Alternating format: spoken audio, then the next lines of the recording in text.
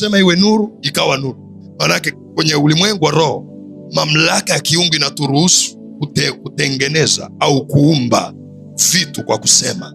Ya kusema ni kutabiri, kuomba, kutangaza, kuamuru, kuisema mamlaka ya kimungu. Na namba 5 ni kufanya.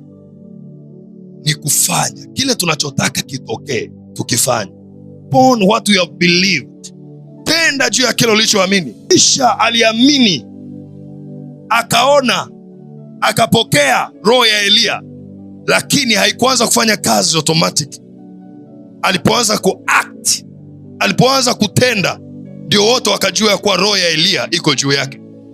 Tunapojifunzaga mambo yote hapo, kwenye kila mafundisho ya neno la Mungu, kuna kitengo cha kupractice, kuna kitengo cha kutendea kazi neno. Biblia inasema kwenye Yakobo 1:22, msiwe wasikiaji tu, bali iweni watendaji wa neno.